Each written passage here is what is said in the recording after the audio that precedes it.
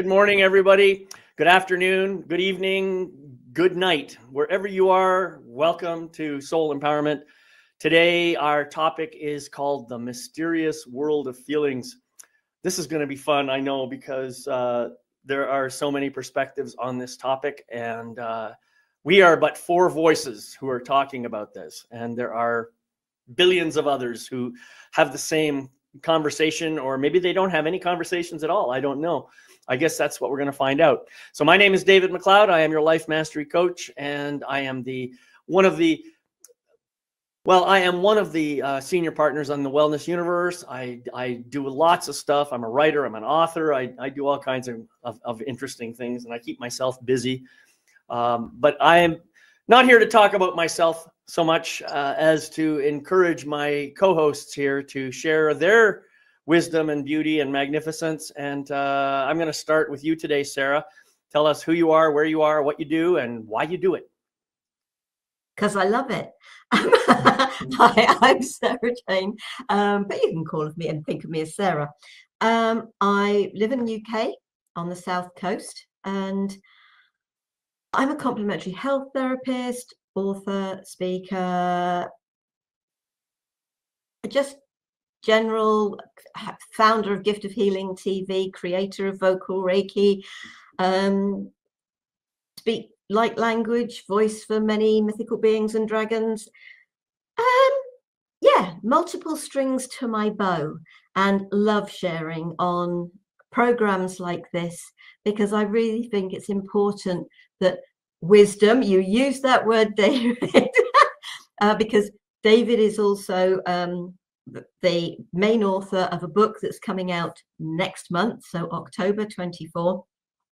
October 8th. Yeah, I know, but I just said October as a general. If people are listening to this in 10 years' time.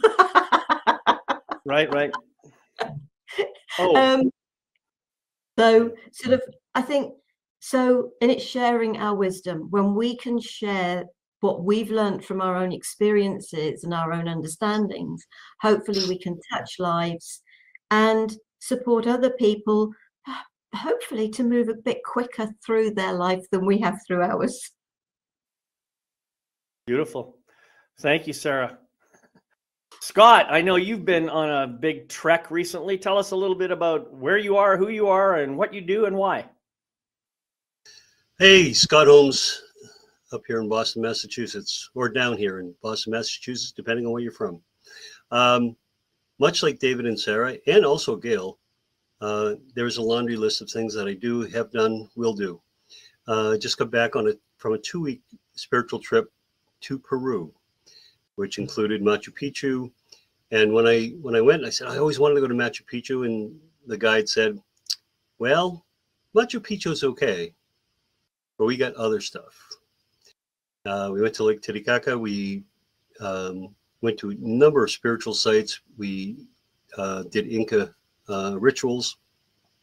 And I found out that I am apparently an Inca in my base soul, because they worship Father Sun. Father Sun is the bringer of love and light. And everything that I have done in my healing journey has been about light, white light, and also love, compassion. And so that's what I try and bring to everything that I do. And this funny thing this ball of yarn that was passed from person to person is my tribe.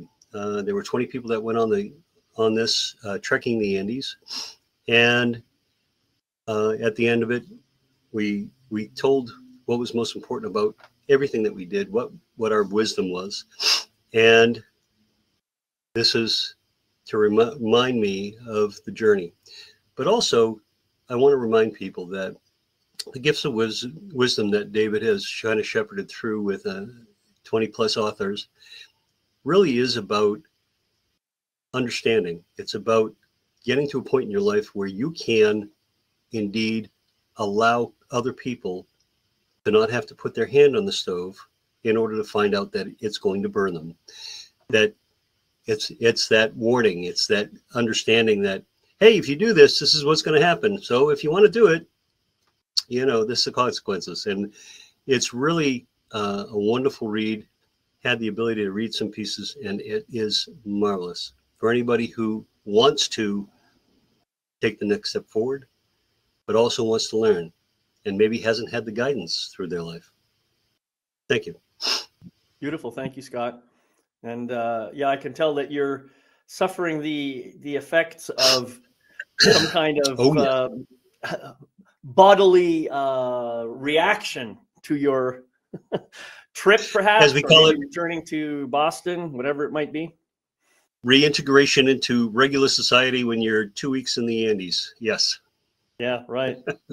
Well, thank you for sharing, brother. Gail, last but certainly by no means least, please tell us who you are, where you are, why you are, and what you do. No, you know what I mean.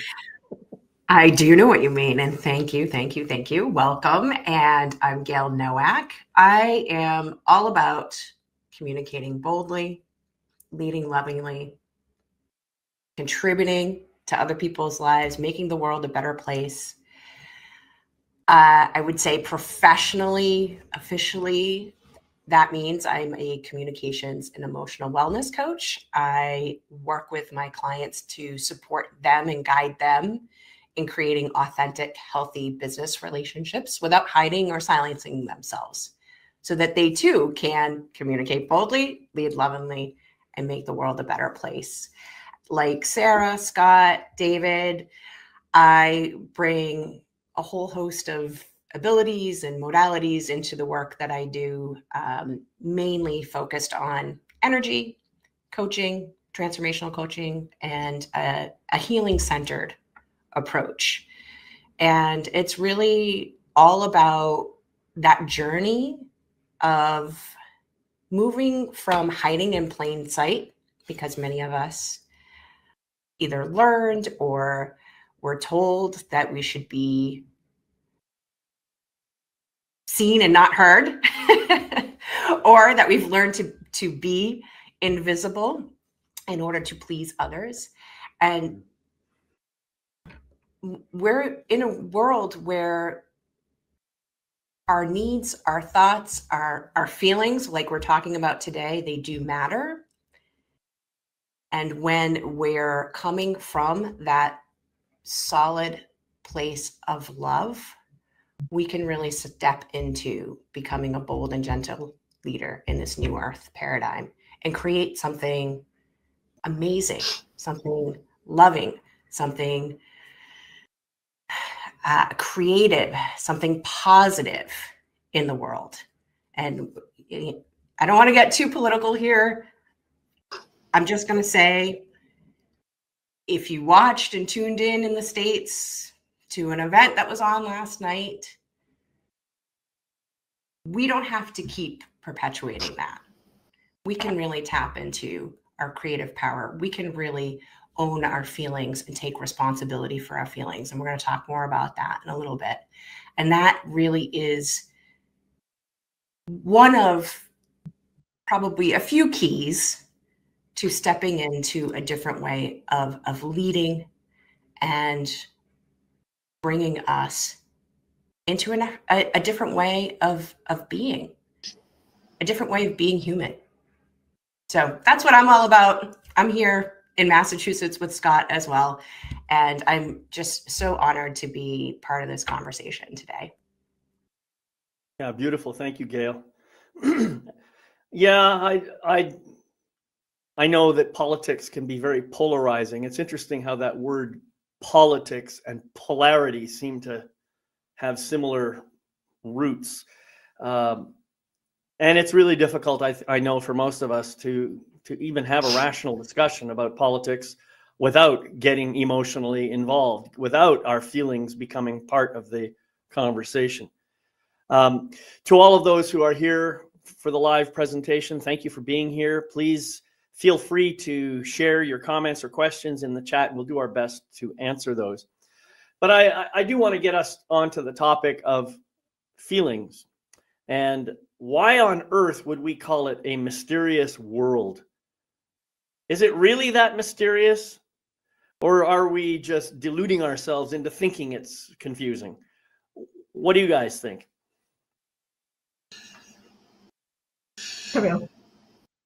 All right. Thank you. So, feelings, interesting. Talk to many women, and they say that they pick out their clothes in the morning, and they look at things depending on their feelings. And so, many times, their feelings are shown. They wear their feelings. There's always that comment of wearing your feelings on your sleeve, right? About how you're doing, what you're doing. Really interesting. So when I make a comment to, you look very purple today. Why, thank you very much.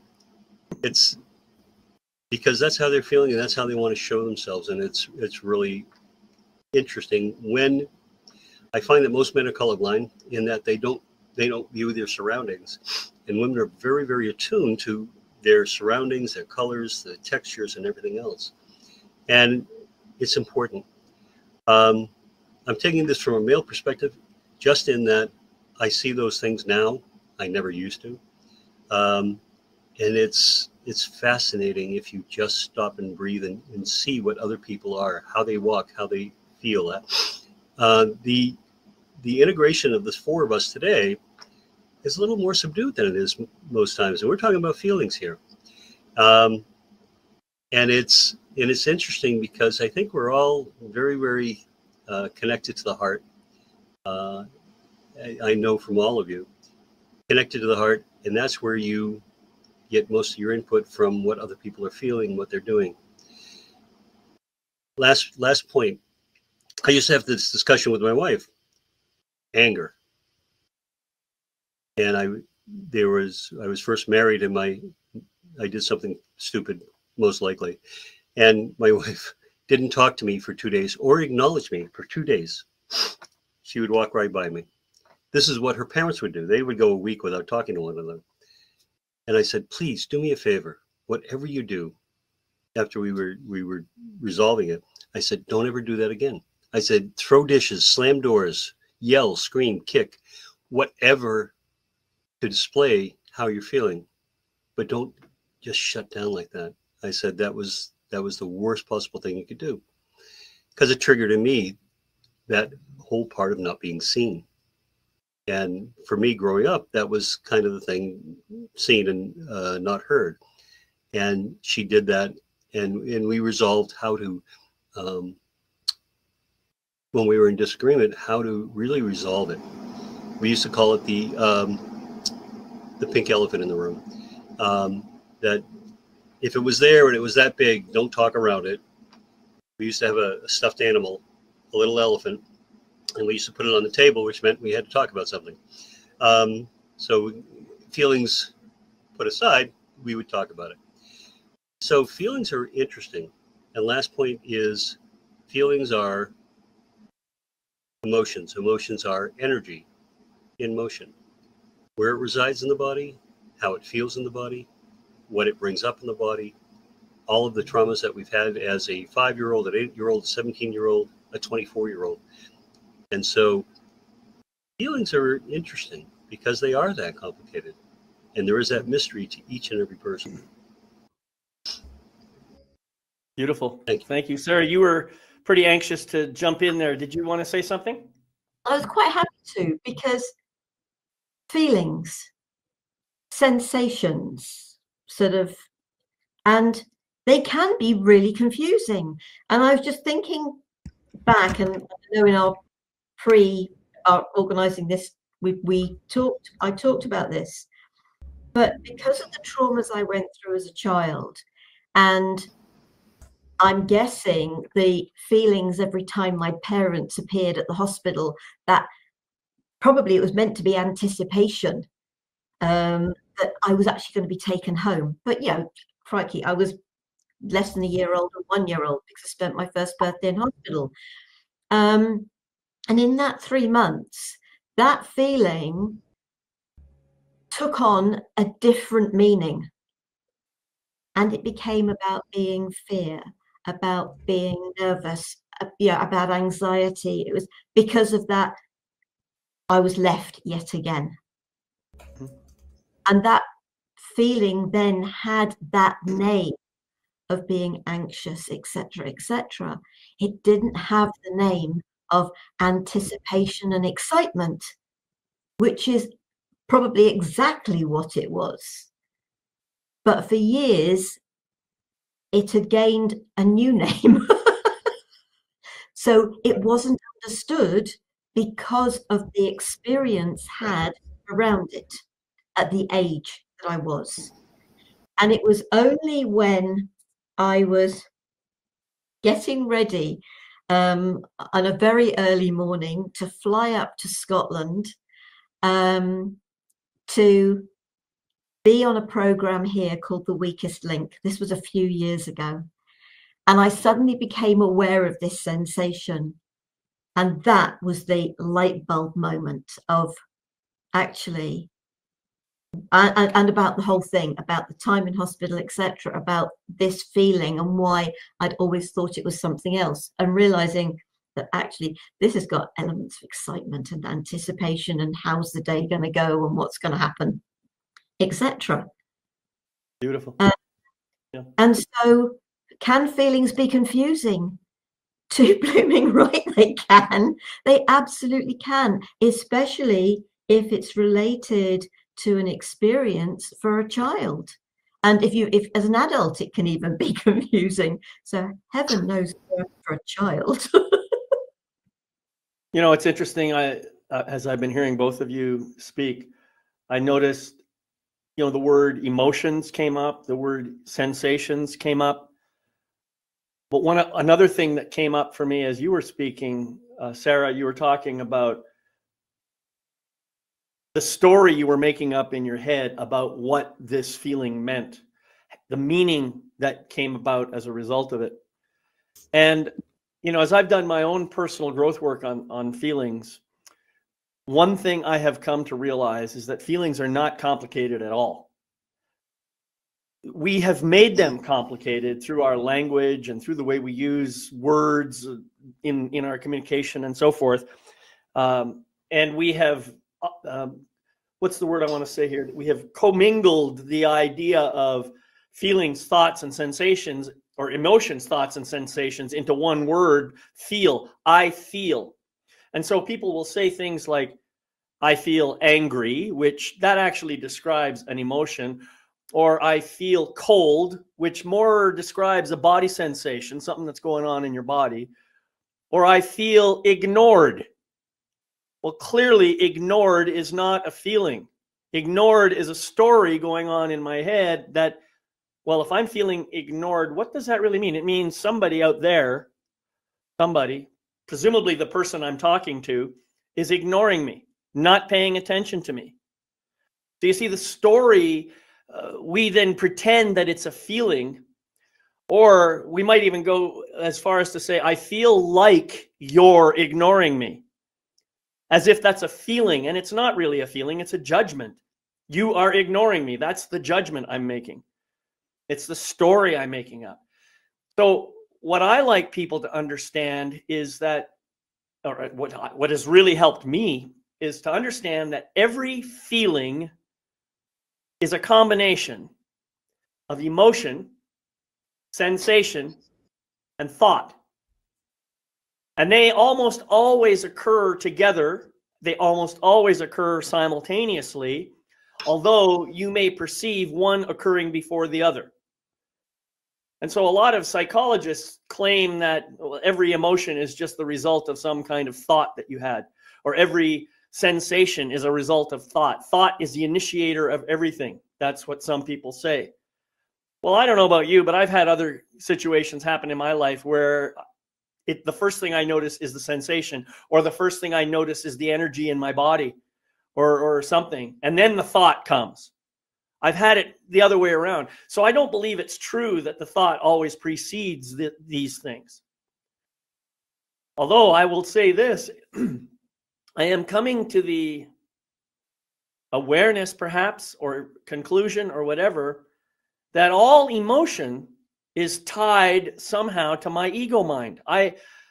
If I am totally relaxed and my ego mind is silent and I'm in a state of meditative state of relaxation and serenity, I notice that the sensations tend to quiet down, the thoughts all quiet down, and the emotional energy quiets down too. I find that fascinating. So maybe there is some correlation between ego mind and feelings. I don't know. It's just a theory that I've had as a result of some recent work that I've been doing. But I think the important thing for people to understand is that every feeling, if you think about it, has a combination of thought, emotion, and sensation associated with it. And if you can remember that and say, so let's say I'm having a conversation, I don't know, Gail, let's say you're having a conversation with me and you're saying, I'm really feeling ignored or neglected or something like that right now. I can say, okay, so what I'm hearing is that you have a belief that you're being ignored or neglected. What's the sensation in your body? What's the emotion that you're actually feeling that's associated with that?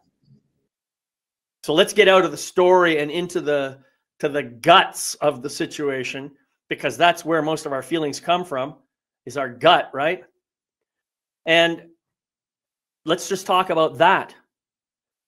And often what will happen is now the story will begin to expand and you'll say, yeah, I see that, this happened to me when I was 4 years old.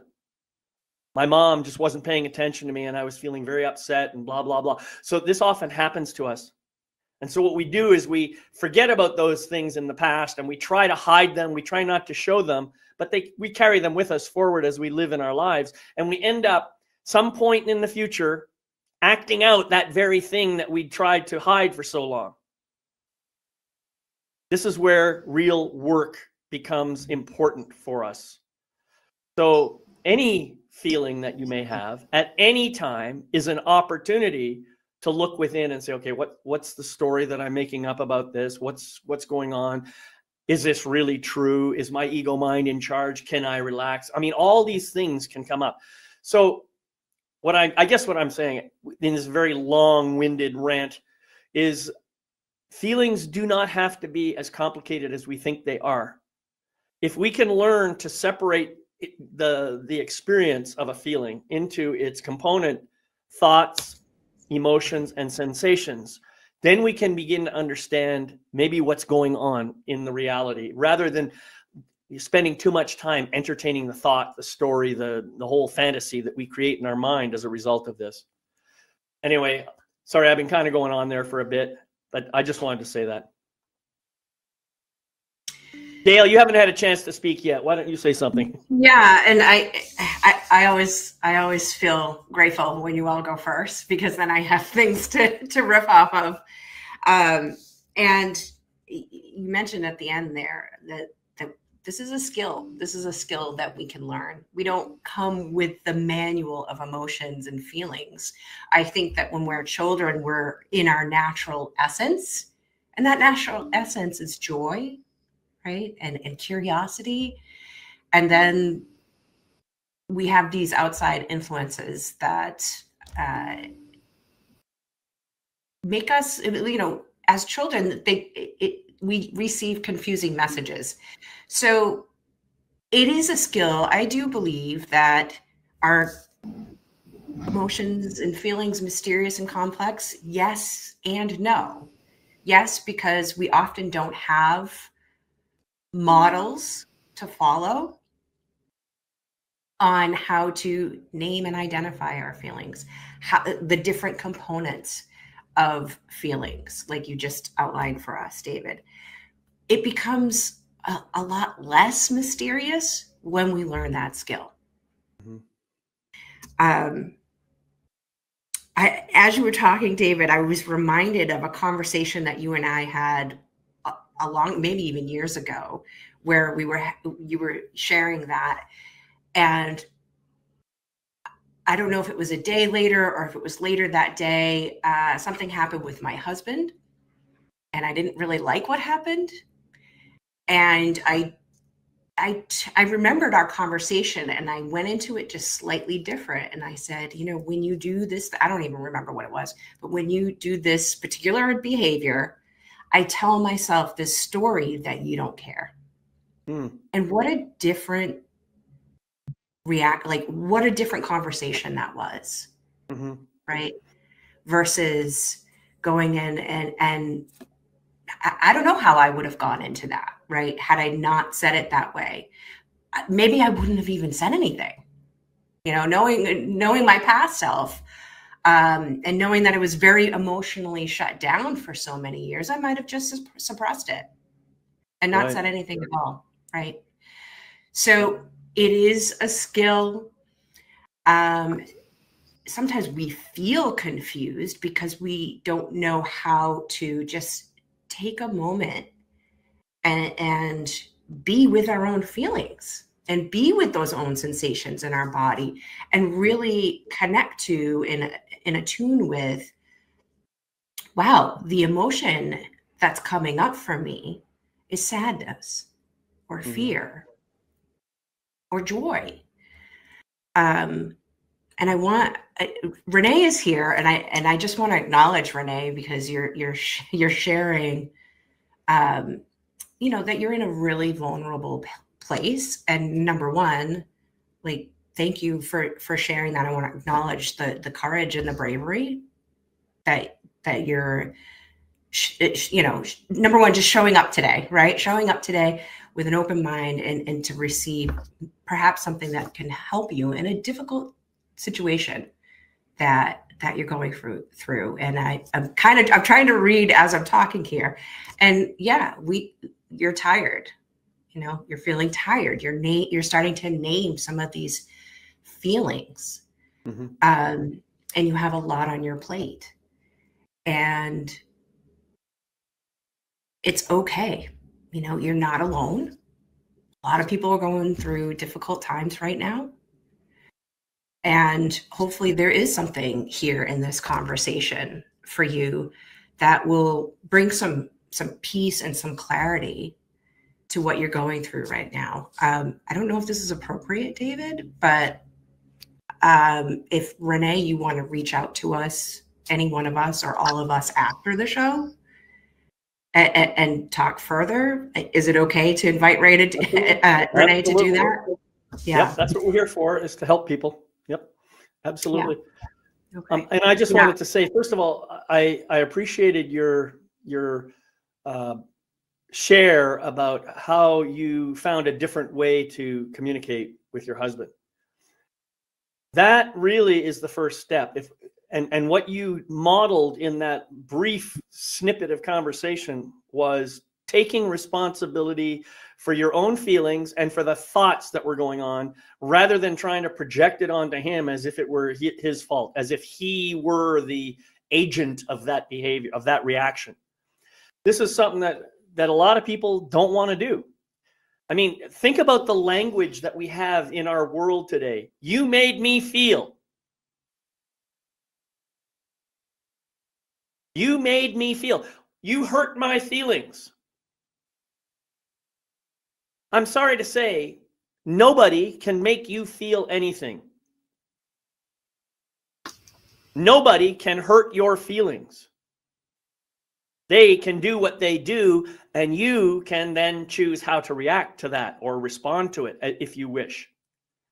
And we have become such a world, I would say, of defenders and attackers. And that's all ego mind stuff. That's all it is. That's what's going on, is one ego mind attacking another and the other one responding in kind. And so you end up with these horrible energy exchanges that are not serving anybody in a positive way at all. So how do we stop it? Well, I mean, one thing, Jesus said, turn the other cheek, right? But he didn't say, keep turning the other cheek. At some point, you have to say, stop, that's enough. But you don't have to turn around and behave in kind to those people. You don't have to behave the same way. You know, you can say, stop, that's enough, I'm walking away. If you want to have a real conversation with me, then we'll do it again sometime when you're not this agitated, or whatever, however you want to say it. But I have to take responsibility for my own safety, my own care, my own emotions, all of that. I have to take responsibility for it. And I cannot blame you, even if I want to, no matter how much my ego mind says it's your fault.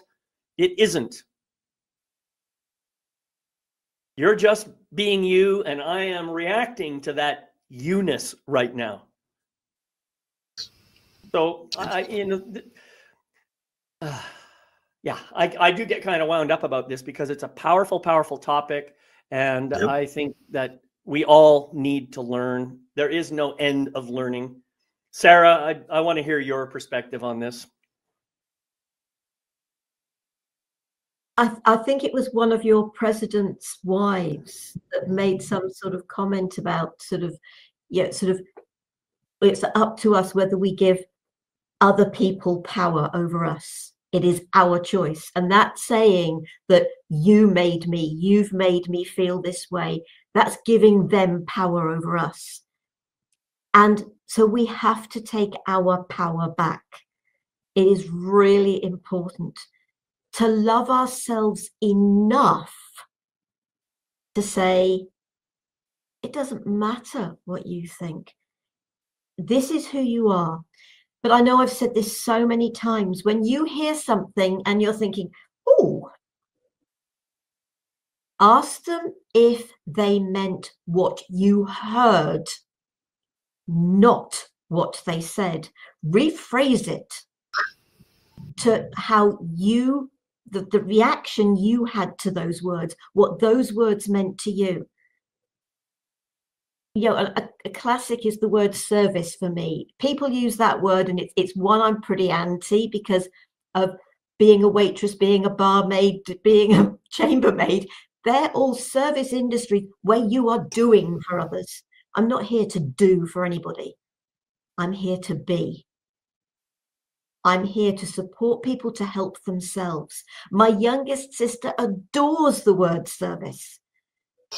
So if I use it, it's got one very definite meaning. If she uses it, it means something totally different. And so we're sisters, for crying out loud. You know, we were brought up in the same family, same parents. But I think our experiences become our perceptions, our understanding of words. And what I would say to you, Renee, is you have to love yourself. Show the world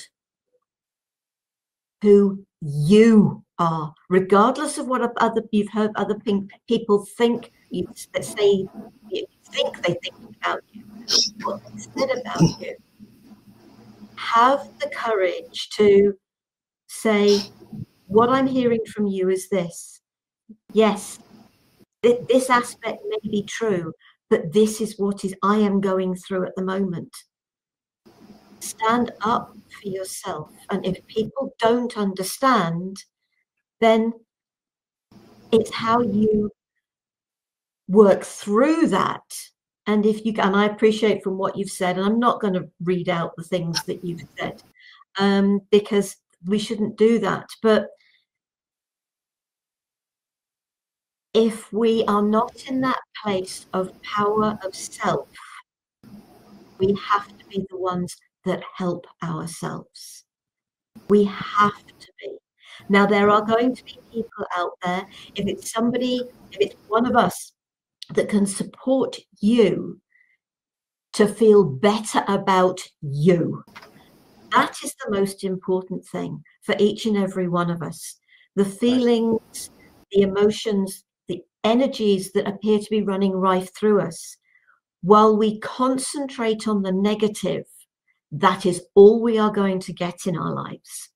When we concentrate on how lucky am I to have this? I've opened my eyes this morning. I'm breathing fresh air. You know, I have got some food on my table. I have got a roof over my head. When we concentrate on the positive. I don't know how I did this. A couple of years ago, there was some youths damaging a local woodland, which is actually private property, but we all have access to it to walk dogs, etc. But these youngsters were really damaging the woods, and I did actually report them. And on one occasion, one of the guys from the trust that runs it had been there initially, And I tried talking to the youngsters, and one of them raised a spade, a big, full, adult-sized spade, up as if he was going to hit with it. And I cannot believe, I just totally ignored it. I was totally calm. And he did it once, and he did it twice. And he was trying to be threatening, and it didn't work. But I had started my walk through that woodland, speaking a whole load of light language. So whether that had actually brought my energy into that space of complete and utter calmness, that we can actually be in that place. Find a way that works for you, to help you to stay centered within yourself. Yeah, that's beautiful, Sarah. Thank you. Thank you. Yeah, Your microphone is breaking up a little bit right now. I'm having a hard time understanding some of what you're saying, but I do appreciate what I did understand. So thank you for that. Okay, I'll mute it for now, because I'm getting sound now that I'm not sure where that's coming from, because there's nothing going on here. But I'll mute that. I was just going to say, this idea that you hurt my feelings or you made me feel such and such. It's interesting to me that parents, and I've done this myself, I remember as a parent, I would hear one child saying, my other child, Jimmy hurt my feelings. You've got to come and protect me. And so naturally, I, being the father, the smart father that I am, go after the feeling hurter rather than teaching the child, wait a minute, he doesn't have the power to hurt your feelings. You see, I didn't understand this back then, but I do understand it now. And I would take a completely different approach. I would say something like, so it sounds like you're not feeling very good about what happened. Tell me about it. And let's try and sort it out. And don't even involve the other child. As Sarah said, the moment I say, you hurt my feelings, I'm giving you all the power. So if I can take responsibility and say, oh, I see, I'm having this experience of hurt feelings because of something that you did or whatever, and I'm not willing to take responsibility for my reaction. And that's often what we've been taught to do. We have been taught to do that. It's rampant in our schools right now. So, yeah. So we have to do this for ourselves, first of all, and then we have to do it for the people that we're responsible for, our children, our grandchildren. Teach them. Teach them. Scott, I'm sorry, you've been kind of... No, I've been agreeing. I've been agreeing with you all along. I just wanted to support what you're saying. A little small twist on it. So I've asked people, I've had clients, and I asked them, when was the last time you felt joy? Without just the simple.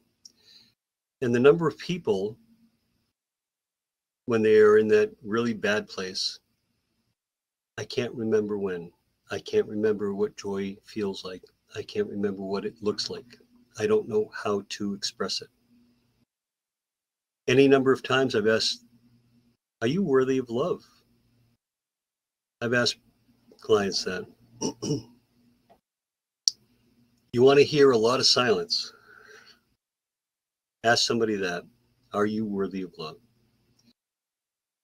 And it's how we define the emotion. If I say joy, what does that look like to you? How do you define it? Sarah, you said service. One of the Inca traditions is love, wisdom, service. 3 tenets that they work at. They don't look at work as work because work is a punishment, but work as a service. They see it as a very high level of living, to be able to be in service to everybody around them. So it's how we define the words. When I say blue, each of you would pick a different color blue. Are they blue? Yes, but they're shades of blue, right? Some love it dark, some like an aqua, some like it. You know, David, you've got 4 colors of blue behind you. So we all have that. Defining the word. The other thing I would bring up, David, and I think you brought it up masterfully, is boundaries. And Gail, you really touched on it, was boundary. I'm not willing to accept how you're behaving. I will talk to you when you can speak rationally about it, when you can talk about it, when we are at a different emotional level, vibrational level. And that's that safeguard that we have that we don't use a lot of times when we're as adults, that we have the ability to use in every situation. For me, it's taking a breath. I used to be very quick-witted, but very acerbic. And I didn't realize how many people I hurt just with my coming back, because that's how I grew up. We all busted each other. You know, up here in New England and Boston, you busted each other. You busted your father, your mother, your kid, your brothers, your sisters, your cousins. You busted everybody, right? Well, I went into business and I would bust somebody and they would be hurt by it. There would be bad feelings about it. And in New England, if you're getting busted, that means I like you. It doesn't mean I don't like you. It means I like you. So I had to really come off of that. And I did that by taking a breath. Not the first thing out of my mouth, because that was usually wrong. But taking a breath, how should I react? How should I relate in this circumstance? And it really smoothed everything out much, much easier. Did it mean I wasn't being true to myself? No. It just means I was being a little more considerate of my words and how it affected other people. So Beautiful. How we define it, boundaries, and also respect for other people. Yeah, really important stuff. You know, you talked about having clients who are in a kind of a dark place or whatever, and asking them, when was the last time you felt joy or, you know, calmness or whatever it is, peace. I've had clients like that too. And I have found that rather than even asking the question, I would say something like, what do you want to have happen with how you are feeling right now? And, you know, usually they'll say something like, well, I want to get rid of it. I want to find my way to joy. I want to experience something like this or whatever. And I say, okay, great. Let's start where you are. Let's talk about whatever you're feeling right now. I don't know. I don't want the words. I want you to just kind of go inside and let the feeling express itself. Whatever it is. Don't worry about the words. And often what will happen is people, you know, they'll start to move. Their body will start to move around. They'll maybe try to shake something. Maybe the voice will get loud. Maybe they will scream. Who knows what's going to happen? But they'll do this for a while to get that emotion, that energy, that stuff that's in their body, and just work it out. And after a while, it may take as few as 30 seconds, or it may take a couple of minutes. It usually isn't very long, although to the person doing it, it might feel like a long time, right? But once that is expressed, then my invitation is, okay, how are you feeling now? What's just happened? Well, all this dark black gunk just kind of came out of my body. However they describe it. And I say, great. Tell me more. Where is it now? It's over here. I said, well, let's do something to get rid of it completely. And we'll create a little ritual right there on the spot to, I don't know, imagine burning it or tossing it up in a weather balloon and just letting it float off into the sunset. Whatever. Some kind of a ritual to get that energy out completely. And now ask, okay, now that energy's gone, what's coming into your body to replace it? And almost always I will get people saying, yeah, it's like warm, sunny, blue, whatever color it might be. And I said, tell me what that feels like. Well, it feels very gentle. It feels very loving. It feels very soft and smooth. It's purring like a kitten. I don't know what words they're going to say. I have no idea. And tell me now, what's true about you in this moment? And that's when the words come out. I am a loving, magnificent, fantastic being. And I'm here to do some major work. And how do you feel about what you just said? Wow, I feel joy. It's amazing how that can happen in a matter of 5 to 10 minutes.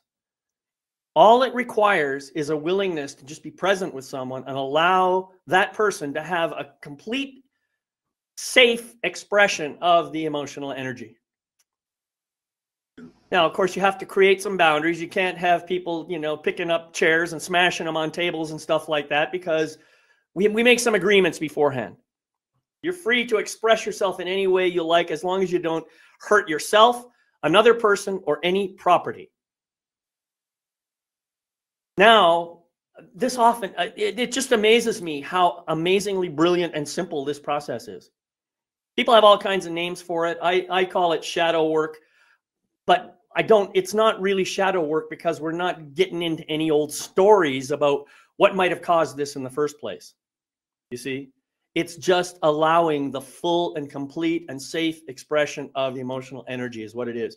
And every time I do it myself, I always reconnect to joy and peace and serenity and all that. Other people have slightly different experiences, but it seems to be a universal solution to a problem.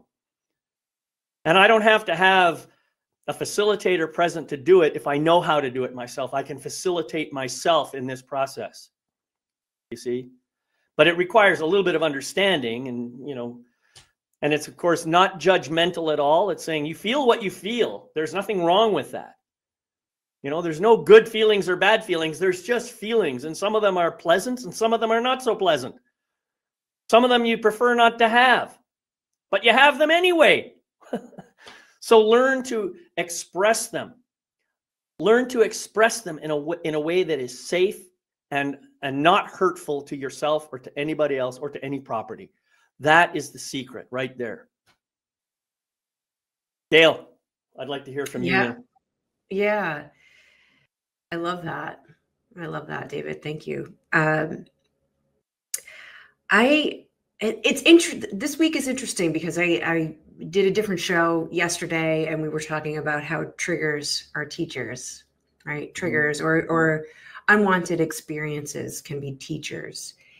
And I went for a walk this morning, and a really interesting thing happened. I was thinking of something that happened a year ago, in an experience that I had, and you bringing up kind of the shadow work kind of brought this forward for me to share this. I occasionally check in with this experience because it really triggered me. And I had a lot of hurt feelings around it. And I keep going back to this experience. So this is something that you can do to really acknowledge your feelings and your emotions and your sensations and your thoughts and the story that you're telling yourself. It doesn't have to be a one and done. Actually, a lot of times it's not a one and done process, right? This is an iterative process. So anyway, I'm walking and I realize, isn't this interesting? We're talking about taking full responsibility for our feelings. And I could see, our relationships can be mirrors, right? And I remember specifically saying in this experience, I feel justified in the boundary that I set with this person. But I also, as I was walking today, very clearly remember saying to this person, we're all adults here. We're all responsible for our feelings, because this person was speaking for somebody else about something that this person was not involved in. And it triggered me. But I saw it from a very different perspective today, where I was like, was I taking full responsibility for my feelings in that moment? And so as I was walking, I was like, you know what?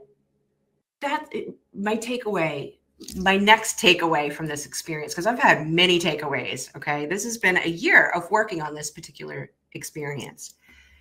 My takeaway today was, thank you for teaching me, for showing me that respect matters to me, and empathy matters to me, and compassion matters to me. and that my feelings matter to me, and for the opportunity for me to show up for me. And I forgive you. I forgive me for forgetting, those things. And I forgive you for forgetting those things for yourself and for me. And so it was a very wonderful, quick walk around the block. But, sometimes we have these experiences that are sticky and they stay with us. And if you can expand your capacity to be with the unpleasant feelings and to have compassion for yourself, not judge those feelings, allow the feelings to be there, right? Not beat yourself up for how you reacted in the moment. And to take the time to reflect and really ask, like, okay, if I had a do-over, how would I want to be this time? How would I want to be in this situation going forward? How would I want to connect differently in this situation going forward? It's really powerful to reflect on these things from the standpoint of accepting that you're actually whole and powerful and complete. And when you remember that about yourself, you can show up in a very different way. You can have that self-compassion. You can have that self-love. You can forgive yourself for, having a bad day and maybe not being fully responsible for your feelings, and to just stay present and grounded in the fact that I'm a being of love and light. I'm also a human, and my needs and my feelings do matter.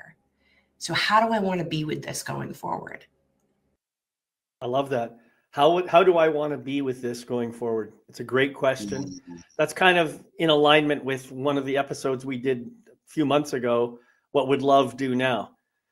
That same question that we can ask at any point in time. What would love do now? And I am love, as are we all, because that's the essence of our being. And so we know the answer. We know the answer. What would love do now? We know the answer because we are love, right?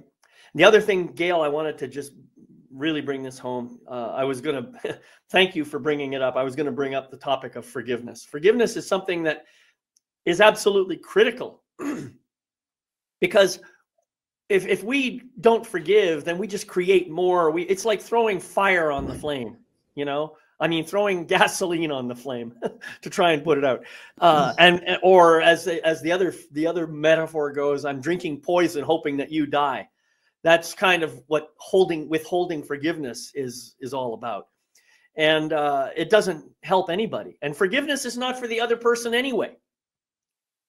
Even if I'm saying in my mind, I forgive you, what I'm really doing is I'm releasing myself from any thoughts of revenge or judgment or any of that other stuff, because I'm imagining that you are some kind of a villain who deserves to be punished, right? Now, it may be that you did something really bad, but I'm not going to make the situation worse by continuing to hold on to this grudge and hoping for you to get whatever you deserve. You're going to get what you deserve sooner or later anyway, right? I need to take care of myself. I need to love myself. And one of the best ways I can do that is to forgive all the people in my life who I imagine are perpetrators. And then even more importantly, to forgive me. Release myself from the same kinds of judgment and condemnation and all the rest of it. As you said, Gail, yeah, I'm a human being. I'm a divine being having a human experience, and sometimes in my human experience, I do things that I don't like. Well, okay, get over yourself. If you need to make amends with the people or the situations that need to be fixed, go ahead and do that. But whatever you do, forgive yourself and have compassion. That's really, really vital. Sarah, I'd like to give you a chance to say something more here. I know you're got to leave here in a few minutes. I think it's just important for each individual to, as Scott was saying, take a breath. think about it. Is this my mind that is causing this? Ego mind, monkey mind, whatever people wish to call it. That gift of that threat and feeling no threat at all, I just knew I was safe. Yet I had this massive spade practically over my head. You know, that was something very physical. Many of these things that we can get agitated about can cause us feelings, whatever you want to call them. They are just from words. They aren't from actions necessarily. And we allow, so I would go back to, did you mean what I heard? I would really go back to ask that question. And if they turn around and they say, yeah, I meant exactly what you heard, you have a choice. You accept it, you try and have a conversation about it, or you walk away. If you don't like it, we can walk away. Now, I appreciate that some walking away may not be easy right in the precise moment in time, but it may be that it's right, I'm walking away from this conversation. And as Gail was saying, when we can talk about this like adults, then we can discuss it. Talked about triggers. The other way of putting it is, have you got somebody in your life that is very good at pushing your buttons and making you react? And if that is the case, there's a saying, it's roughly along the lines of, if respect is no longer being served at the table, it's time to leave the table. If people are doing that thing, but I don't know if you've read the book,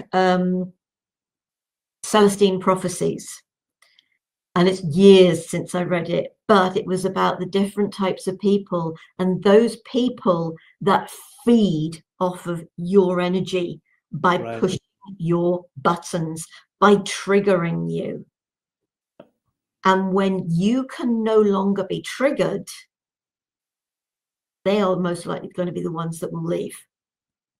Because they're going to get awful hungry if they can't trigger you anymore. Absolutely, 100%. So what are we doing to protect our energy, to keep our energies at love, rather than being dragged down to their level to feed them? Exactly. It's the importance of staying at that higher level. And I don't make that, it's not about us being better than other people.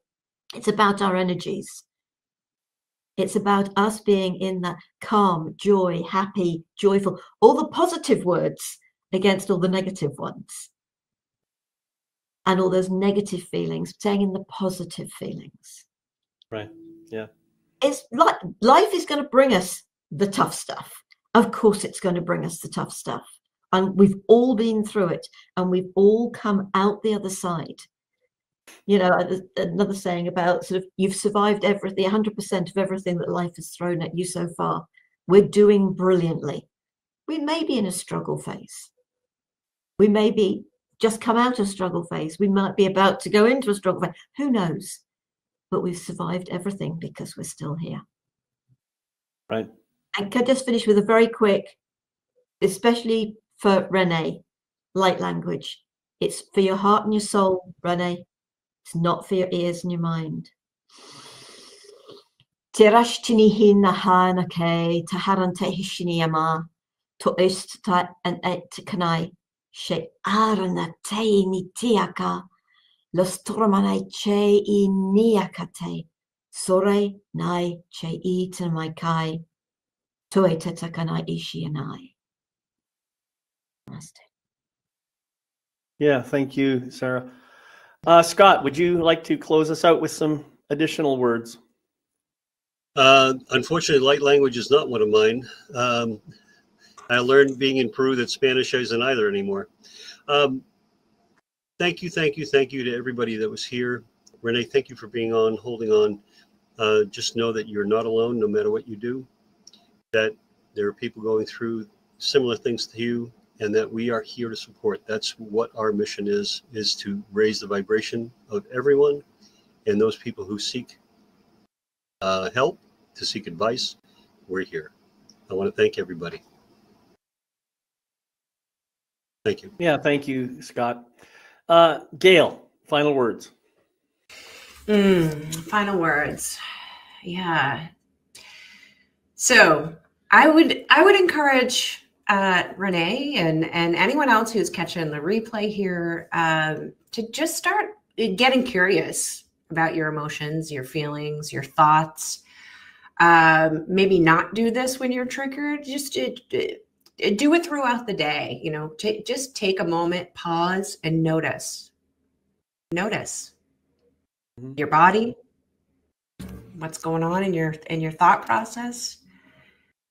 How are you feeling in your heart? Can you feel your heart? And really take care of yourself in that moment. You know, ground yourself, remind yourself of who you want to be today.